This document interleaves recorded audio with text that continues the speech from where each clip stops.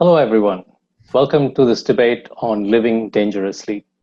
Risk is at the center of current concern, and most agree that one preventable death is one death too many. But we have been content to allow 17,000 flu deaths a year in the UK that could be radically reduced if vaccination was compulsory. We allow an estimated 3 million people to die each year from alcohol. That's 1 in 20 of all deaths, when a global ban on production would stop this slaughter. Are humans incapable of weighing up risk rationally? Are governments any better? Should we seek to reduce all risks and outlaw activity we deem dangerous? Or should we accept that all actions carry risk and it is up to each of us to determine the level of risk we are prepared to take? Our panelists for this debate are Steven Pinker. Steven Pinker is a Johnstone Family Professor in the Psychology Department at Harvard.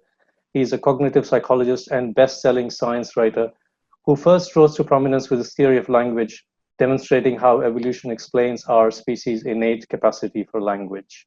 Shami Chakrabarti is a prominent member of the British Labour Party, barrister and human rights activist, and until recently was Shadow Attorney General for England and Wales. She is well known as the former director of Liberty, the organization promoting civil liberties and human rights. Nobel Prize-winning psychologist and economist Daniel Kahneman is famous for challenging the assumption of human rationality that prevailed in modern economic theory. He is Professor Emeritus of Psychology and Public Affairs at Princeton University's Woodrow Wilson School, Eugene Higgins Professor of Psychology Emeritus at Princeton University, and a Fellow of the Center for Rationality at the Hebrew University in Jerusalem. He is a member of the National Academy of Sciences and a recipient of the Presidential Medal of Freedom. Shami, Steven, Daniel, welcome. Thank you very much for being on this panel. I'm going to start off the debate with a question. Are humans incapable of weighing up risk rationally? So Steven, can we start with you? It's a strange question. Humans compared to whom? Compared to God? Compared to some advanced race of space aliens? Obviously, some humans must be capable of weighing up risks, or we'd have no benchmark that would allow us to judge whether anyone is being rational or irrational. And obviously, when it comes to everyday risks, we're all capable of some rational judgment because the world is a dangerous place and most of us stay alive. The annual death rate from accidents is less than 1/100th of 1%. So that means most of the time, people aren't driving into incoming traffic. People don't take a shortcut from the top floor of a tall building by jumping over the balcony, but they take the stairs. They keep their kids out of danger. And contrary to the advice of a certain world leader, people don't drink bleach to ward off infectious disease. At the same time, the work of our fellow panelist, Daniel Kahneman, shows that we don't appreciate much smaller risks that can only be ascertained through large data sets that give us actuarial probabilities.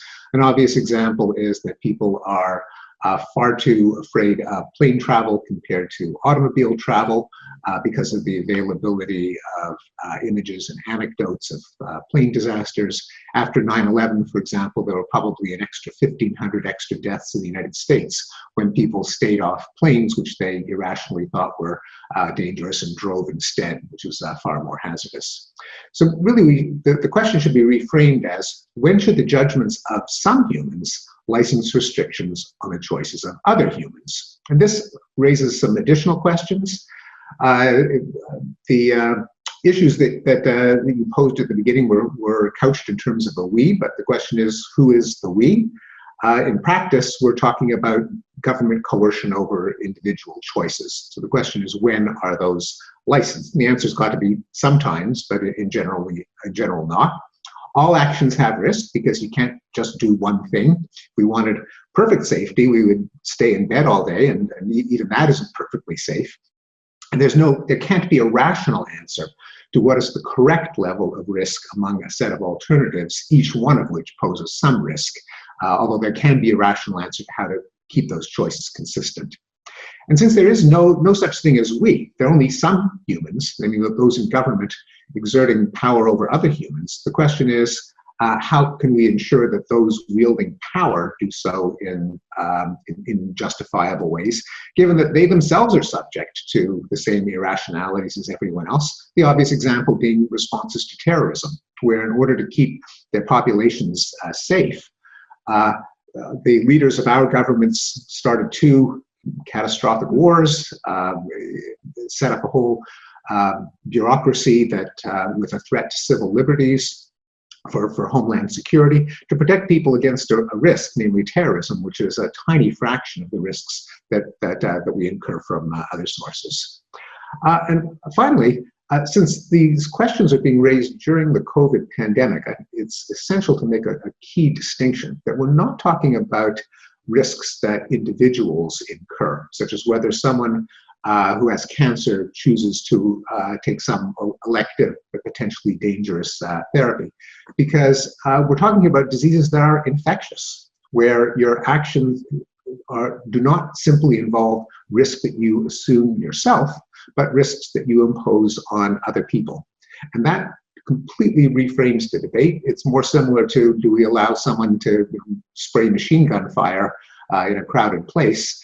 Their liberty is kind of beside the point when it comes to the cost that they're imposing on others. And in most of the debates that we're having now, that is what is at issue, not people's willingness to incur risks themselves. Shami, your take on that question? So picking up very much from where Stephen left, gamblers chase it, actuaries count it, and insurance brokers monetize it. But I generally form my views on risk from a human rights perspective. I attempt to value all lives equally rather than some over others. But that is complex in practice, and it requires the consideration of civil and political rights, as well as social, economic, and cultural ones.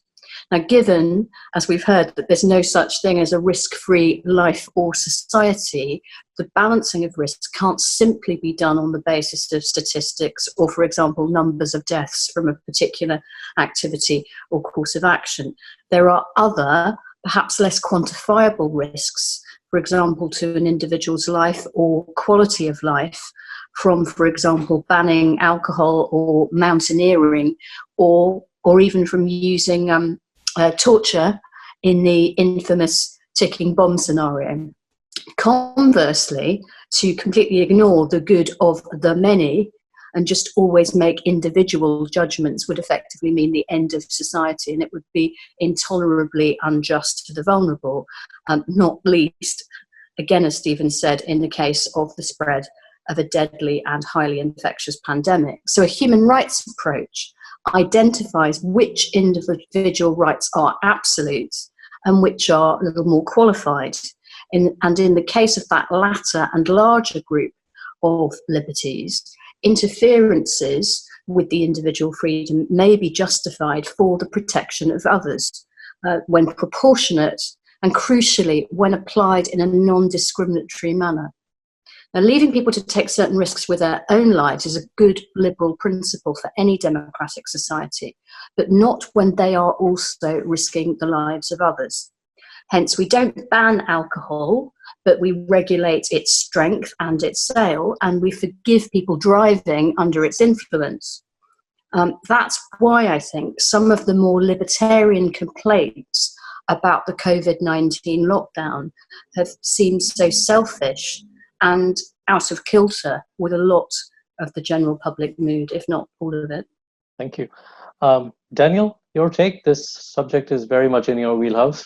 Well, the question, are humans incapable of weighing risk rationally, is ambiguous. Does it refer to individual humans or to humanity? In either interpretation, the short answer to the question is no.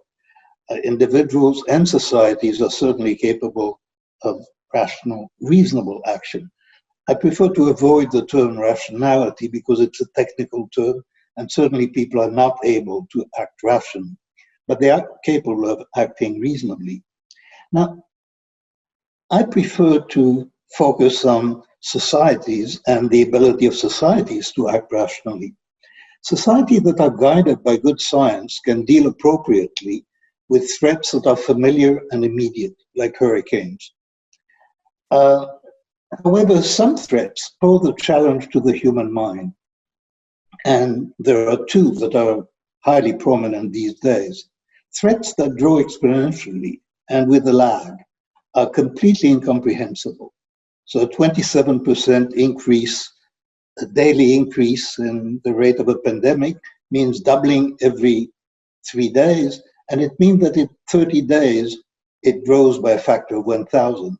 The human mind is completely incapable of dealing with exponential growth. So threats of that kind, risks of that kind, will need some other treatment than human intuition or human unaided reason.